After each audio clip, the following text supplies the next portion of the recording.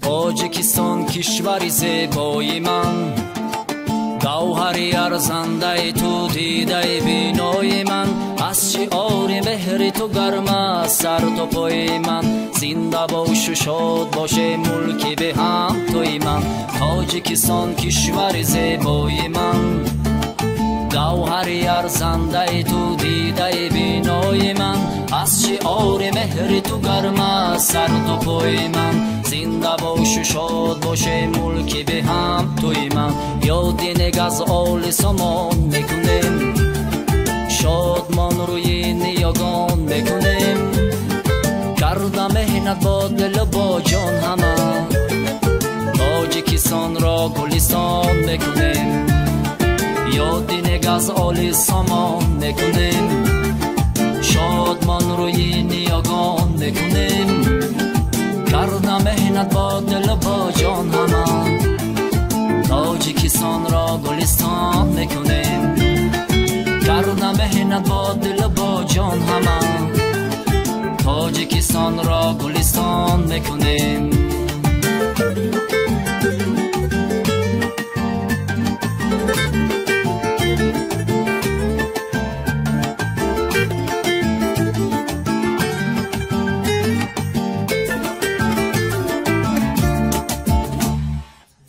بخواهم اصل تاجیک زنده باشه، بخواهم نسل تاجیک زنده باشه، بخواهم با چنین پیشوای ملت تمام خلق تاجیک زنده باشه، بخواهم اصل تاجیک زنده باشه، بخواهم نسل تاجیک زنده باشه، بخواهم با چنین پیشوای ملت تمام خلق تاجیک زنده باشد.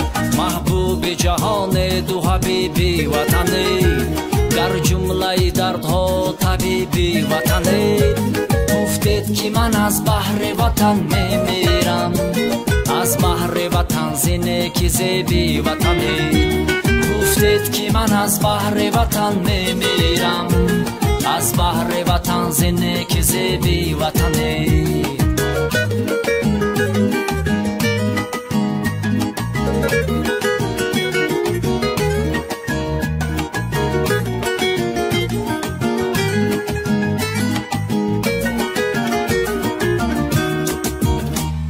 یاد نگز آل سامان میکنیم، شادمان روی نیاگان میکنیم، کردم مهنت با دل و با جان همه، تاجیکستان را گلستان میکنیم.